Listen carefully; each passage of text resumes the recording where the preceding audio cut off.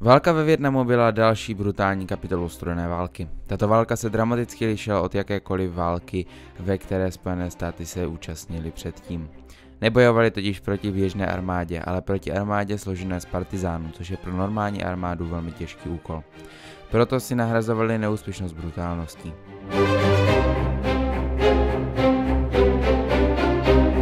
Území dnešního Vietnamu bylo po většinu své historie obsazováno a využíváno vnějšími velmocemi. Nejdříve to byla císařská Čína, která měla Vietnam pod vlivem tisíce let.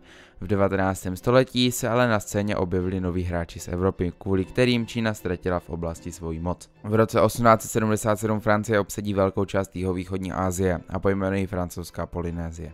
Život ve francouzské Polynésii nebyl rozhodně pro průměrného člověka jednoduchý.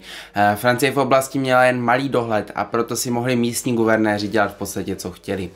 Včetně brutálních trestů, třeba pouze za považování se za Vietnamce. Není divu, že když byl do Vietnamu ze zahraničí potají představena myšlenka komunismu, v podzemí se tato myšlenka rychle rozšířila po celé francouzské Polynésii.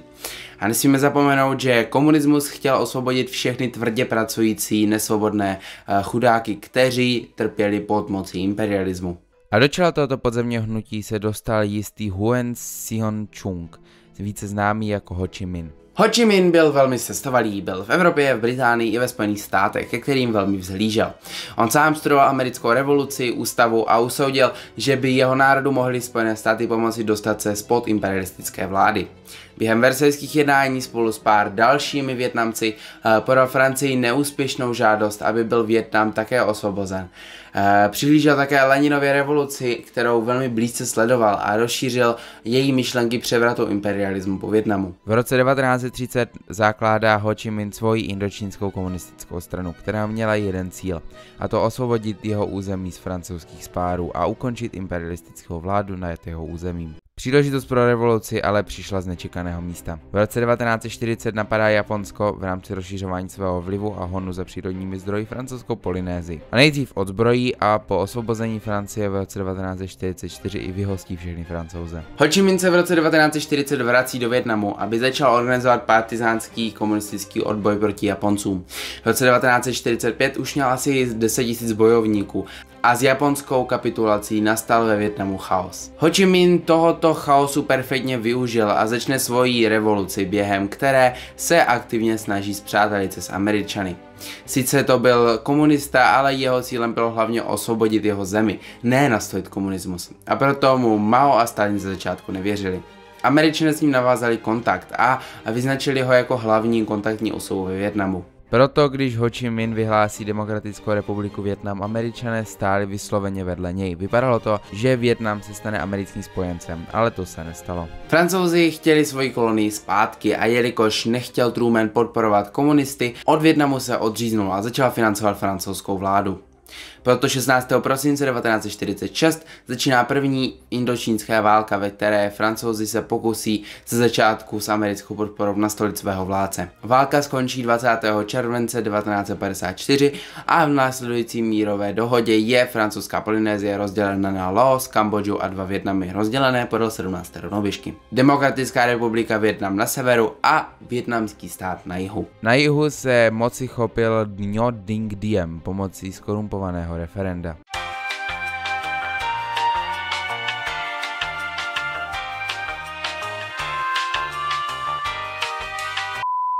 Vlastně teorie domina se zjednodušeně představovala šíření komunismu. Mělo se za to, že když by padnul komunismu Vietnam, mohlo by padnout i Laos, Kambodža, Indie a tak dále.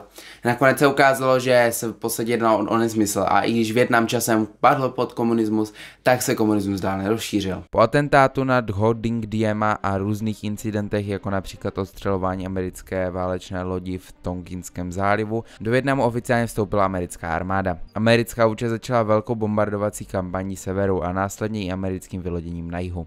Americké jednotky ale velmi rychle narazily na problém. Neměly žádné cíle, kterých mají dosáhnout. Staré vojenské pravidlo platí, že bitvy vyhrává získané území. Američané se ale rozhodli toto pravidlo obrátit. Po první velké bitvě Američané zjistili, že rozdíl v obětech bitvy je 5:1. Proto mohli prohlásit bitvu za vyhranou. Jakékoliv území, ale touto bitvou získali, zase se z něj museli stáhnout, protože neměl úplně smysl držet nějaký byť tvrdě dobitý kopec uprostřed džungle. Během války neexistovaly žádné jasné bojové linie, jelikož bojovalo přes 150 000 komunistických partizánů jen na jihu. Americká armáda nebyla vůbec připravená na takovou tu válku. Američtí mladíci se ocitli v nepřátelské a horké džungli, navíc plné smrtelného hmyzu. Severovietnamští partizáni, kterým se začalo říkat Viet Cong, používali tzv. Ho Chi Minhovu stezku, což je série cest podél hranice Laosu a Vietnamu. Byť Američané stezku silně bombardovali, během války na ní svrhli více jak dvojnásobek bomb svržených na Německo během celé druhé světové války, nikdy se jim nepodařilo ji přerušit. Pro americké vojáky bylo sloužit v těchto podmínkách jak fyzicky náročné, tak hlavně mentálně. Vojáci Vietkongu se navíc často maskovali za běžné vesničany a proto Američané často vystříleli celé vesnice. Během bombardování také používali kromě tradičních výbušnin také chemikálie jako napalm či Agent Orange. To chemikálie měly za cíl odlesnit džungli, aby se v ní nemohli partizáni tak dobře schovávat. Ukázalo se ale, že mají devastující účinky jak na civilní obyvatelstvo, které bylo nejednou zasáhnuto, ale tak i na americké vojáky. Tato válka je ovšem jiná od těch ostatních ještě v jednom. Běžní Američané totiž mohou sledovat přímo z jejich gauče na televizi. To začne spolu s množstvím mrtvých vojáků postupně obracet americké veřejné mínění. Odpor proti válce se skutečně ve velkém objevil v roce 1969. 15. srpna se dokonce sjelo do Washingtonu DC přes 1 milion lidí a protestovali proti válce. Včetně mnoha vojáků, kteří se už ve Vietnamu vrátili a zahazovali své medaile. Z toho důvodu začínají Američané postupně svoje jednotky vztahovat a přenechávají více a více úkolů jihovietnamské armádě a konečně 27. ledna 1973 je podepsána Pařížská mírová dohoda. Komunisté na severu se zavázali zastavit boje, Američané ke stárnutí vojsk měli 60 dní. Jižní Vietnam ví, že jeho dny jsou v podstatě u konce. Jen o 2 roky později komunisté smlouvu poruší a obsadí celý Vietnam a konečně jej sjednotí.